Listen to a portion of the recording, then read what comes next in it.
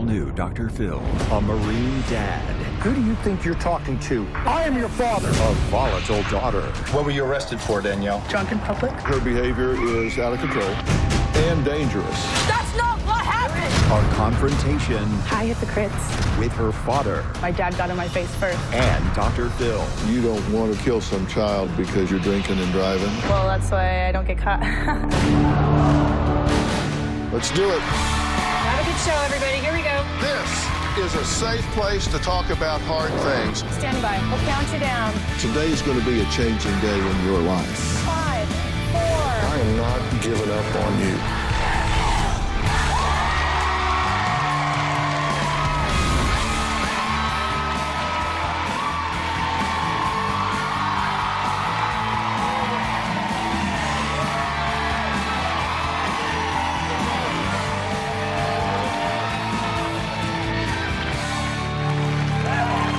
Thank you very much. You know, David is a retired United States Marine who served our country for 28 years and 2 combat tours in Iraq.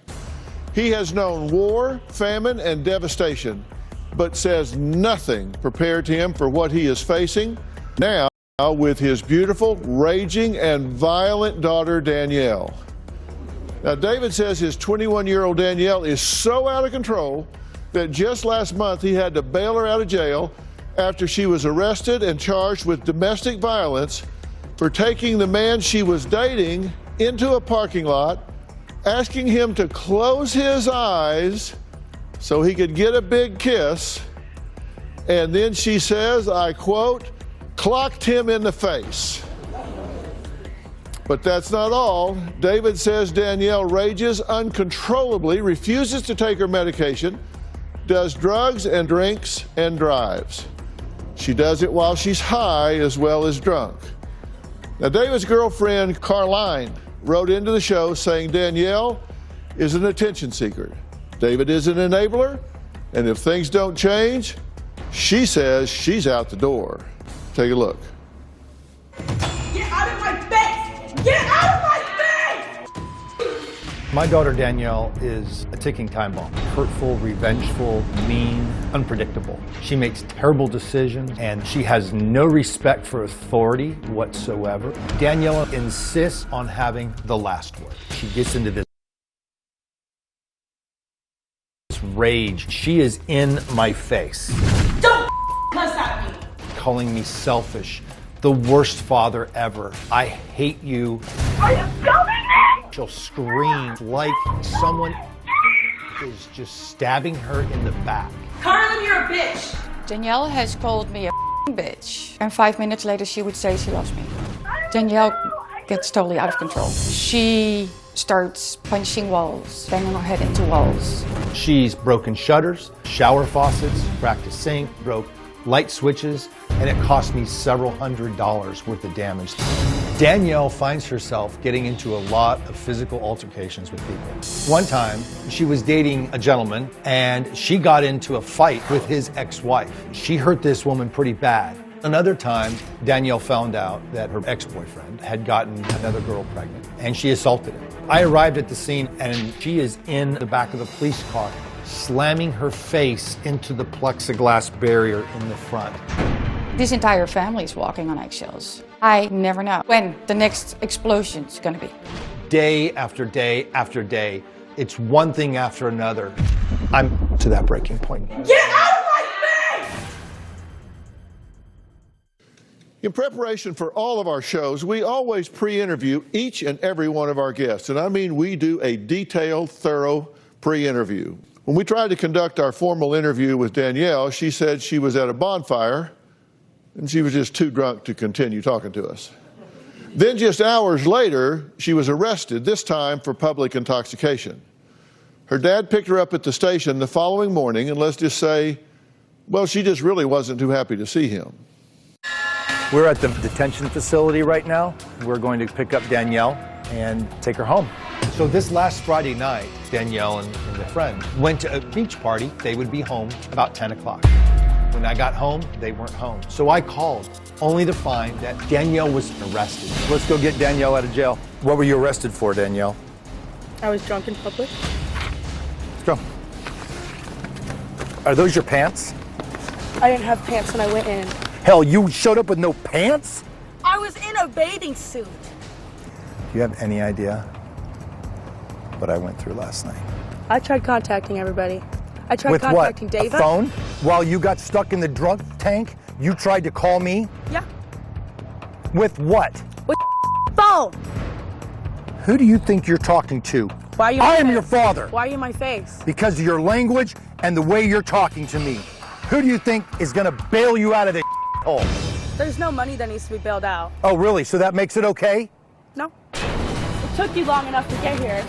What, you think I was in such a hurry? Get in the truck. No. You come here. Come here. No. Now. Why don't you tell me how you got arrested? Let me hear the story. I was walking back because, yes, I yelled at the officers and I was mean. That's how I got arrested. I flipped a cop off. I'm trying.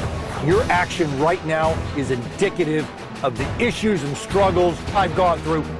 Why do you not give a about it? You should care. Getting arrested is not good. You should be ashamed. Oh, shut up. Whenever I see any cops that straight up, I don't care. I'll say what I want to them because I have the freedom of speech for that. Even if I had been sober straight up, I would have acted the same way. I would have cussed out the cops. I don't care for it though, right? Okay, let's just jump right into this because we have a lot to cover, right? Yes, we do. Okay, there's no question that her behavior is out of control, right? Absolutely. That it's self-destructive. It is, absolutely. And dangerous. Very dangerous. Because she's behaving in a way that can get herself and others seriously injured. She's driving under the influence. She's getting into combat with people. Absolutely. I mean, something serious can happen here, right? And that's my concern, Right. is something is going to happen, and it's going to happen soon. Okay, what I want to know is you have to have a theory about where this is coming from. I mean, you've been dealing with it for so long. What is your theory? Danielle has had challenges from the youth. She has a huge heart, but she can't. She has anger issues. Her mother and I went through a divorce. She took it the hardest. She's tried to do the right things only to have things taken away from her, from authority, from her perspective. So she's got a lot of issues in her head and a lot of conclusions that just don't allow her to think rationally. And she just... Okay, so out of that, I hear your theory is that she's a child of divorce. Yes. And that's triggered this, or is there something else? Well, I think Danielle has some mental challenges as well. I know as a young child, she would tell me, "Dad, I hear voices. I'm afraid. They tell me to do things that could hurt you and the family." We tried to get her help. She refuses it. She doesn't cooperate. So it's just snowballed and snowballed and snowballed. Okay, and that started as early as 7, right? Yes. At 7, she said, "I'm hearing voices that are telling me to stick pencils in my sister's eyes. I don't want to do that, but I'm hearing these voices that tell me to," right? Yes. And that scared her, and she didn't want to do it. Absolutely. And you tried to get her help then. You say she didn't want help. We tried to get her help. She was put on medication that really messed her up a lot. So she just withdrew. She was uncooperative, and it just continued. So did you stop trying to get her help when the medication messed her up? No, we continually tried to get a good therapist. Her mindset is, "Dad, if they could help me, they would have already helped me." And so, I mean, it got to the point where I had to physically go to the doctor with my daughter just to ensure that she went to the doctor and include myself in the session. Okay, and you say that she runs up and down the street and that this family has become known as the crazy people in the neighborhood. That's your term, not mine. It is. It is. So we just recently moved to a new community, and it was my goal to have a fresh start, a great environment, and we've been there less than a month, and there's already been incidents with the police called. I feel unsafe in your house. He's had to give his guns and her passport to a neighbor so she can either shoot anyone or run away. It's out of control. And later, Hi, hypocrites. you said coming to the show is bleeping stupid because there's nothing Dr. Phil can tell me that I haven't already heard. Yeah. Danielle is in control of David's life. All he does is damage control. I shouldn't have to call a jail to see if my daughter's incarcerated. I shouldn't have to worry if she's going to be drunk or high or both. Are you filming me?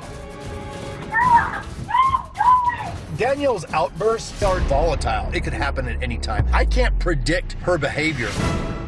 What do you observe here? You've been involved in the situation how long? Only 8 months. Okay.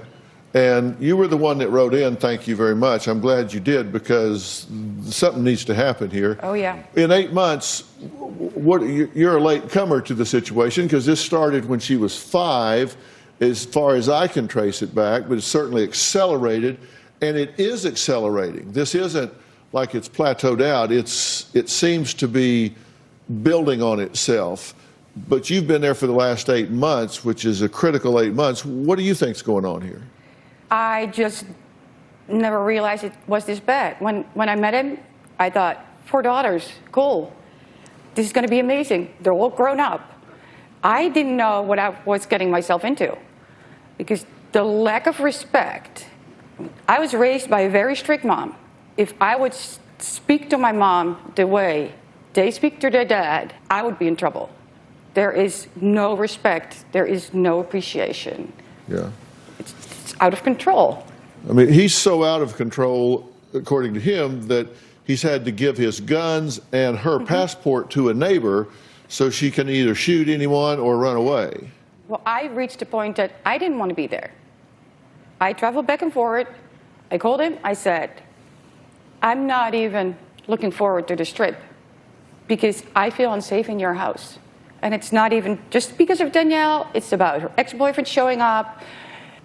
I was ready to book myself in a hotel just so I could see him, but not spend time in the house. So you travel from where to where? From the Netherlands to here. To here. And so you get there and go, whoa, I've walked into a crossfire hurricane here. Exactly. Okay. And when you say disrespect, you say anger, rudeness. You think she's entitled. You think she's spoiled. Yes. Where'd she learn that?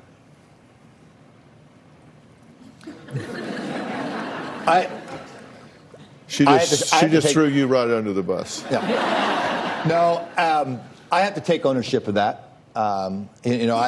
As their father, it's my responsibility to raise my children to be respectful. 28 years in the Marines, I'd consider myself to be pretty respectful. But I've allowed the behavior, and I enabled the behavior. I'm aware of that. So well, the good news is, I don't know if you think I know what I'm doing or not. You didn't write in, she did. I assume that my show's on in the Netherlands. Oh, I'm one of your biggest fans. Yeah. And you wrote in for a reason. How did you feel about when she wrote in? How did I feel? Yeah. I was grateful. I was very appreciative. I was shocked, to be honest with you.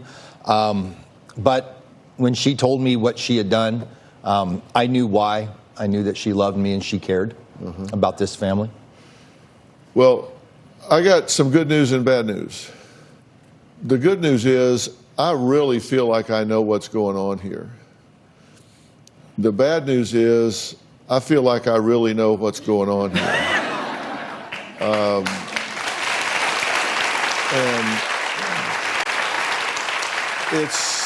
it's going to take a lot of change by everybody involved in this situation, and it needs to change, because if something doesn't happen, you're right, somebody's going to get hurt, even by accident. When people rage and they do the things that come with raging, which is stomping around, driving cars in rage, knocking things over, crashing into people, people get hurt by accident even. Not even if they intend to hurt somebody. Somebody gets bumped into, they fall, they hit their temple on the corner of a table, they wind up dead. I mean, things happen just accidentally when people rage. And you pour alcohol on top of it, you put drugs in the mix, and then you make it highly intense emotionally. You have a real flammable situation that can explode at any minute, and you get that, right? I do, That's absolutely. why you understand. So Danielle says she sees nothing wrong with drinking and smoking a bowl or two while she's driving. In fact, she says she gets the look of approval from other drivers. I guess they pull up next to her and do that. I don't know what that means, but I'm going to ask her after the break.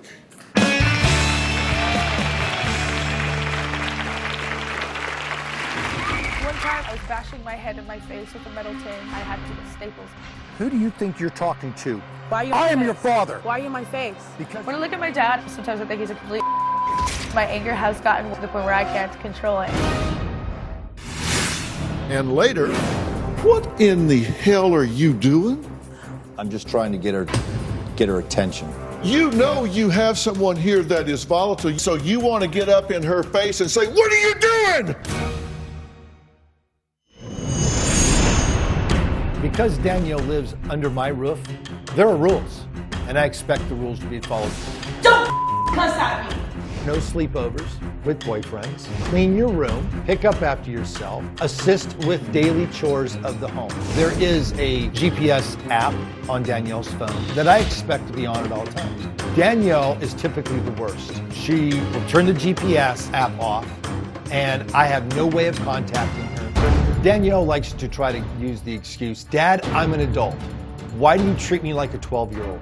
And I simply respond, "Stop acting like a 12-year-old and I'll treat you like an adult." Well, David says his 21-year-old daughter Danielle is a ticking time bomb, and I couldn't agree with him more.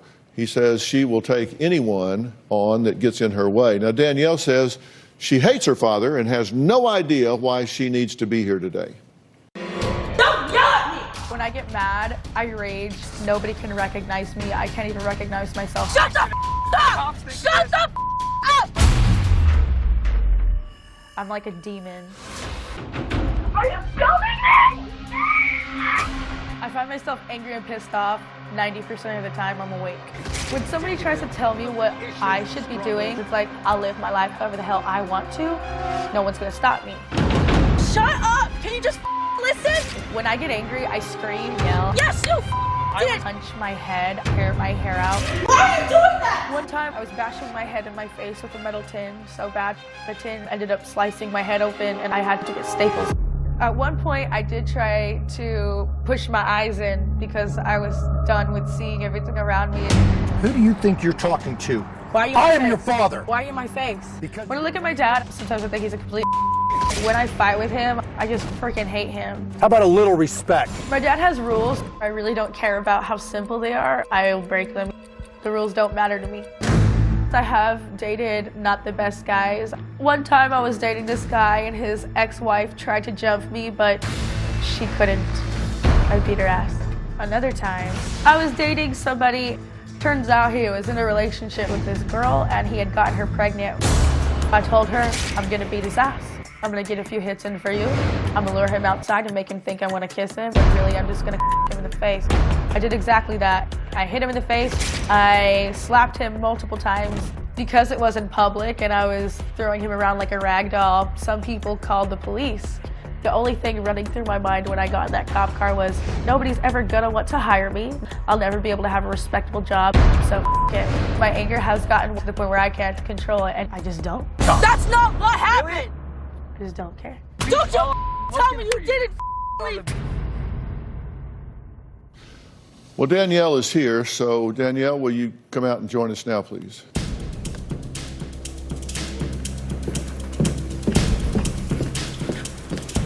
Hi, hypocrites. How you doing? Doing good. How about yourself? I'm all right. How does that look to you when you watch that interaction on film? Sometimes when we step back and watch ourselves, we have a different point of view than when we're actually in it. I don't have a different point of view. I just wish that they could have gotten it on film, the fact that my dad got in my face first.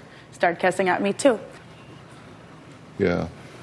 Well, I do appreciate you coming because I know this isn't your favorite thing to do. No. In fact, I wrote it down. You said coming to the show is bleeping stupid because there's nothing Dr. Phil can tell me that I haven't already heard. Yeah. Well, how do you know that?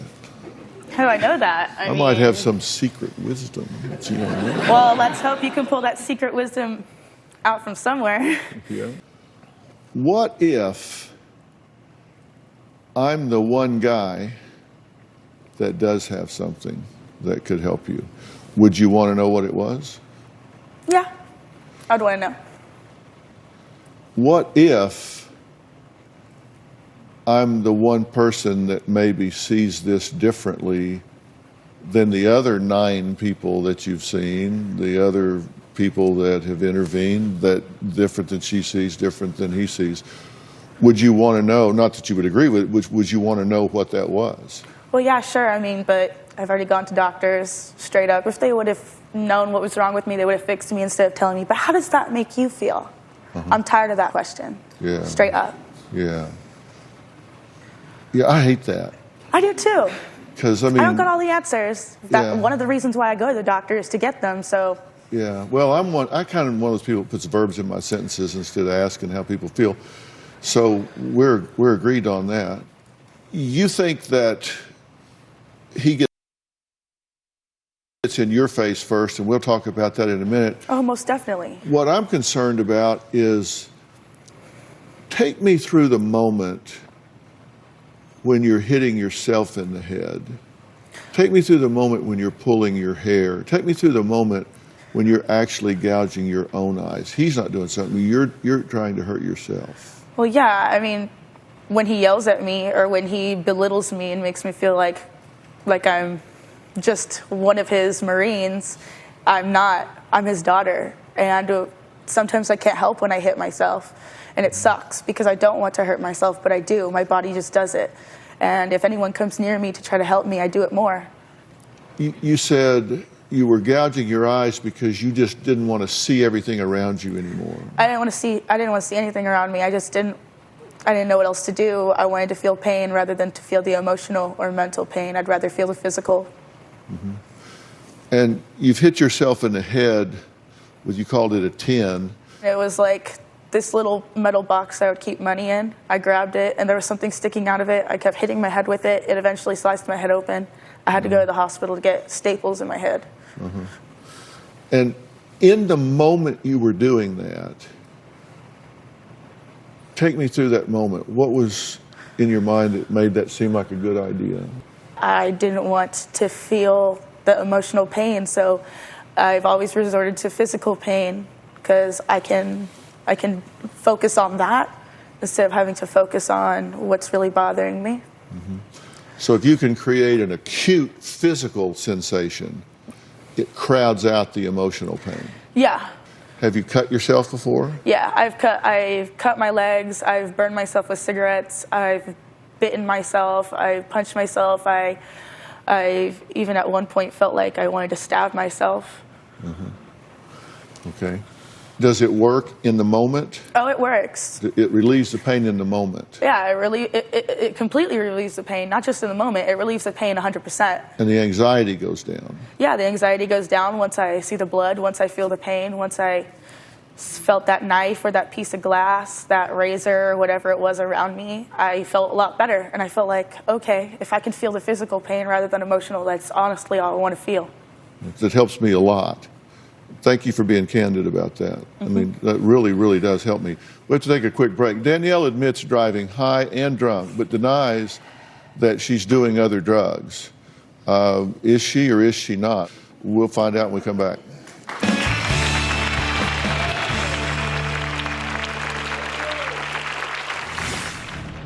A typical drunk driver drives 80 times drunk before they're arrested. Well, that's why I don't get caught. Closed captioning provided by...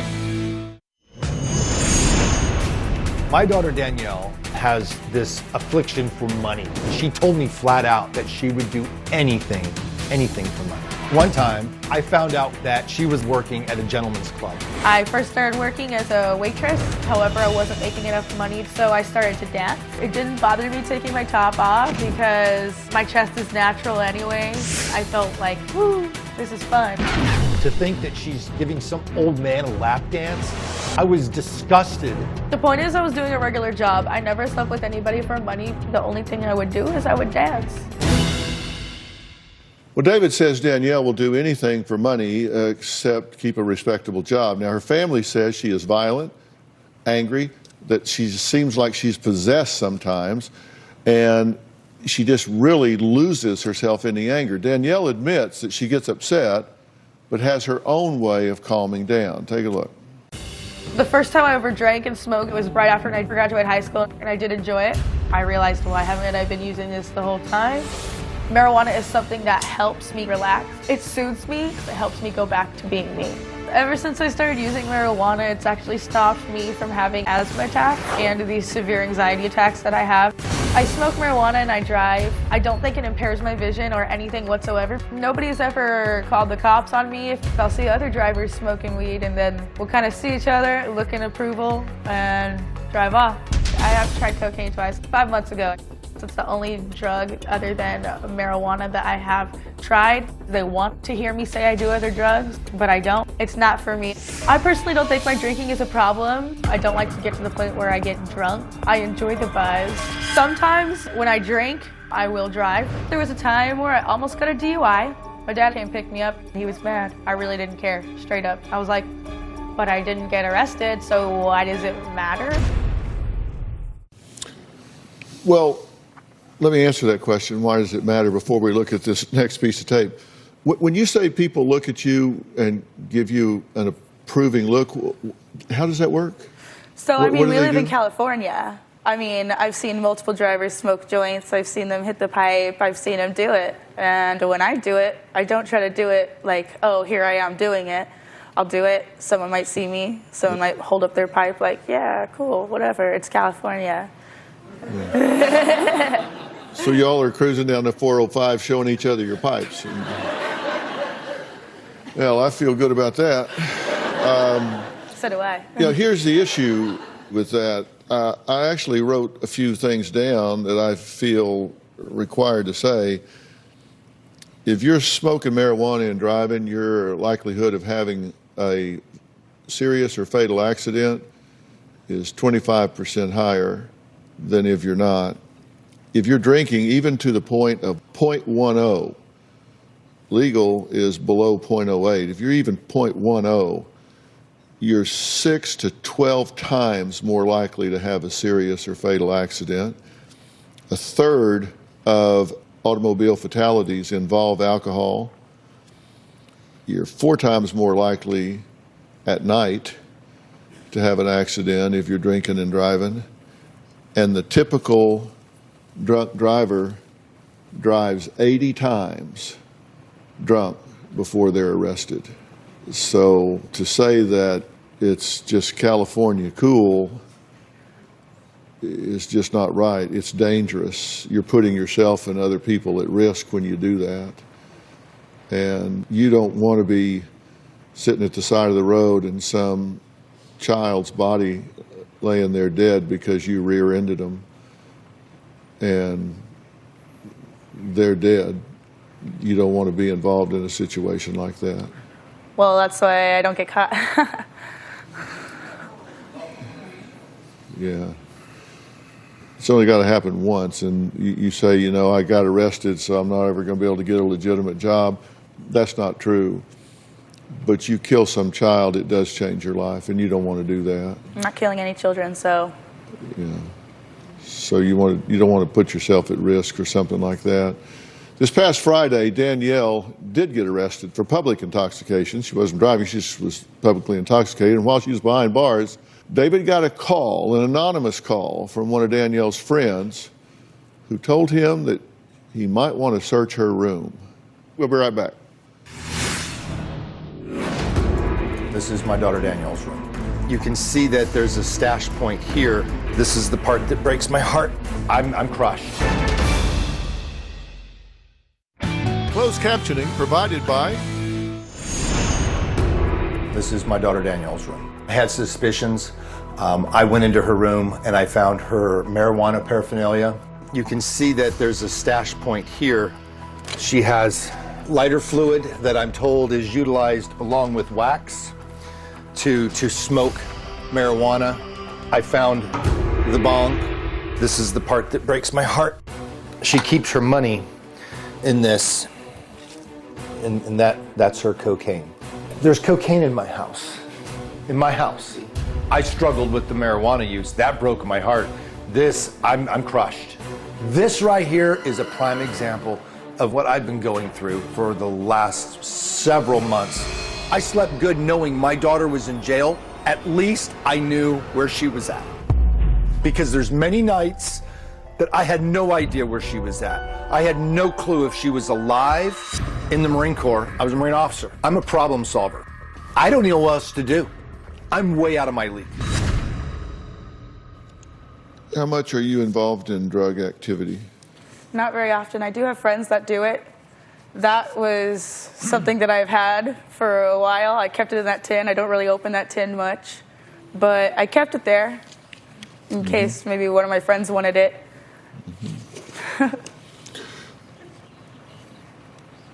Well, your friend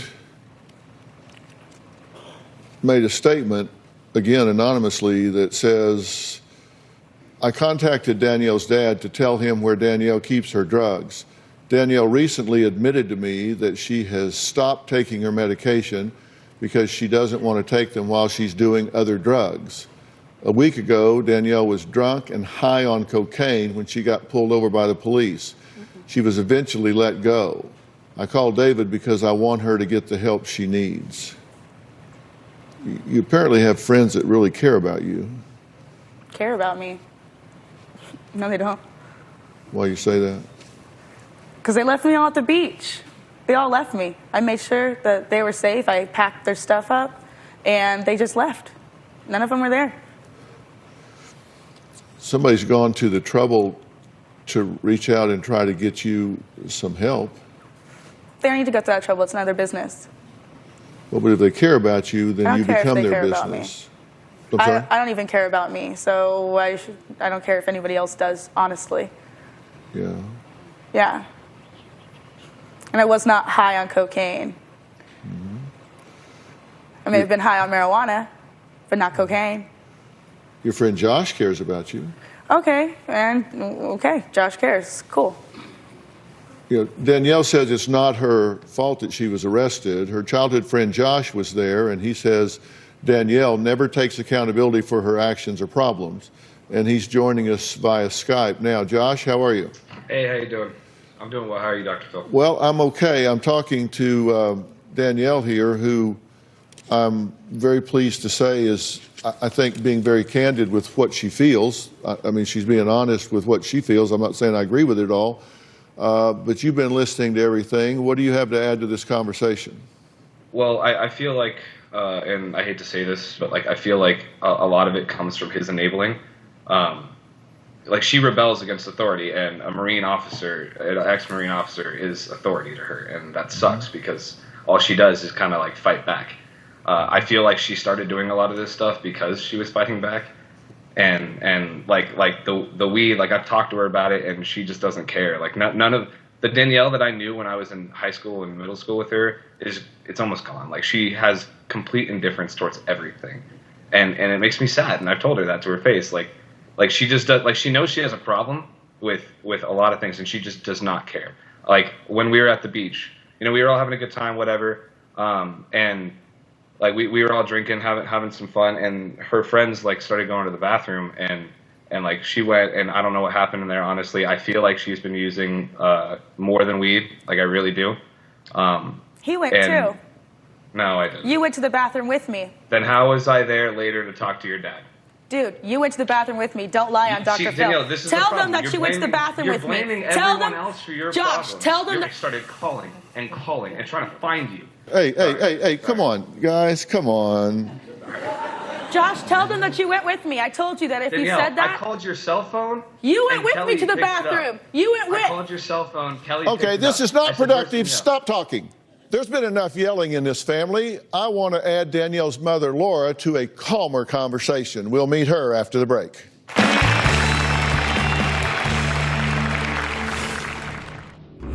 When Danielle goes into these fits of rage, her pupils dilate and she will shake. One time, she slammed the door in my wrist so hard that I literally thought it was broken. David is an enabler with the capital E. He sets up a lot of rules for Danielle, but never follows up. David is constantly bailing Danielle out of trouble. 2 days after Danielle got arrested for beating up a guy, he lets her go to Vegas. You're rewarding her for bad behavior. David refuses to accept what's really going on. He needs to stop putting up with all of her. Danielle's mother is here. Laura, let's hear what she has to say. I'm very afraid of my own daughter. When Danielle goes into these fits of rage, she is extremely uncontrollable. You didn't give me a jail, Josh! Her pupils dilate and she will scream and shake. It's very scary. Sometimes when she's doing this, my mind goes to, are there scissors around? Are there knives around? Is there something that she can pick up and hurt me with or hurt somebody else in the room with? The absolute scariest moment that I had with Danielle, we took her phone away from her and she ran past me and she slammed the door in my wrist so hard that we literally thought it was broken. This is where she gets hot. I've got a pipe. Here's a pipe. Danielle's self-medicating. She smokes marijuana and has for quite some time. There it is. There's a part that's destroying her life. She justifies it because she says it helps with her anxiety.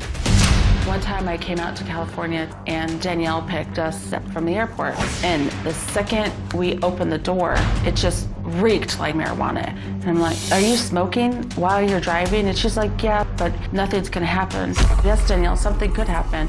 When Danielle was about 7 years old, we had issues. She said, Mommy, I'm hearing these voices and they're telling me to take pencils and stab my sisters in the eyes. And she said, but Mommy, that's bad, and I know that's bad, and I don't want to hurt them because they're my sisters, but I don't want to hear these voices anymore, Mommy. They're mean. That's where it all started. It's just gotten worse. Thanks for joining us. You've been watching everything so far. Yes. I want you to join the conversation. I've got some things I want to do quickly, but first, is there anything you want to add based on what you've heard so far? Danielle has had issues since she was little. Got it. And we've really tried to get her the help. And when she was younger, she did take the medication, but she can still remember how those medications made her feel. And these severe anxiety attacks that I have. I smoke marijuana and I drive. I don't think it impairs my vision or anything whatsoever. Nobody's ever called the cops on me if I'll see other drivers smoking weed, and then we'll kind of see each other, look in approval, and drive off. I have tried cocaine twice, 5 months ago. It's the only drug other than marijuana that I have tried. They want to hear me say I do other drugs, but I don't. It's not for me. I personally don't think my drinking is a problem. I don't like to get to the point where I get drunk. I enjoy the buzz. Sometimes when I drink, I will drive. There was a time where I almost got a DUI. My dad came pick me up. He was mad. I really didn't care, straight up. I was like, but I didn't get arrested, so why does it matter? Well, let me answer that question. Why does it matter before we look at this next piece of tape? When you say people look at you and give you an approving look, how does that work? So, I mean, What do we they live in do? California. I mean, I've seen multiple drivers smoke joints. I've seen them hit the pipe. I've seen them do it. And when I do it, I don't try to do it like, oh, here I am doing it. I'll do it. Someone might see me. Someone might hold up their pipe like, yeah, cool, whatever. It's California. So y'all are cruising down the 405 showing each other your pipes. And, well, I feel good about that. So do I. You know, here's the issue with that. I actually wrote a few things down that I feel required to say. If you're smoking marijuana and driving, your likelihood of having a serious or fatal accident is 25% higher than if you're not.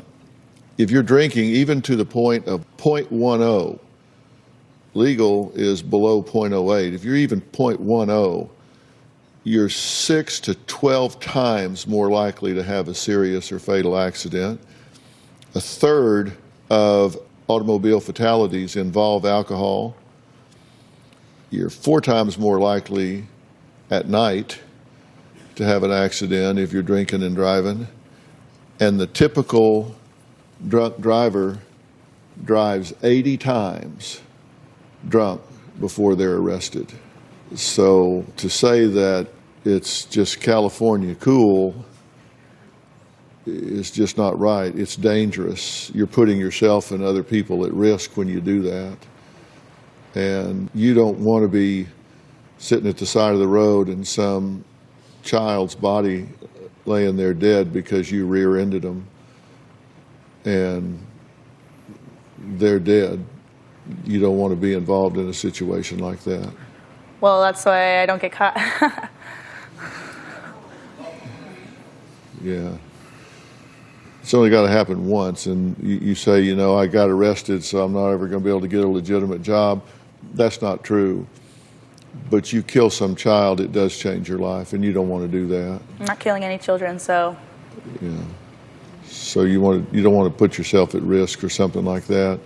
This past Friday, Danielle did get arrested for public intoxication. She wasn't driving, she just was publicly intoxicated. And while she was behind bars, David got a call, an anonymous call from one of Danielle's friends who told him that he might want to search her room. We'll be right back. This is my daughter Danielle's room. You can see that there's a stash point here. This is the part that breaks my heart. I'm crushed. Closed captioning provided by Doctor after doctor, therapist after therapist. She goes for a short while and she has never got anything out of it. She's like, nothing just clicks, Mom, nothing clicks. We've covered that 9 therapists actually and different medications and nothing has and she gotten has traction. told me that she wants help, that she can't control herself and she doesn't know what to do.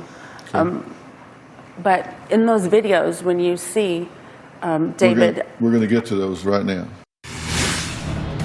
What in the hell are you doing? I'm just trying to get her attention. You know you have someone here that is volatile, so you want to get up in her face and say, what are you doing? Closed captioning provided by Time for today, but you do not want to miss what happens tomorrow. While David may blame Danielle for being out of control,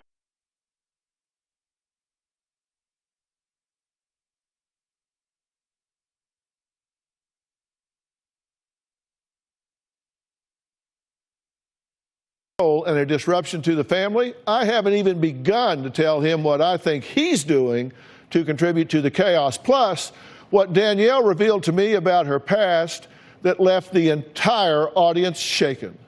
Take a look. You will not want to miss that.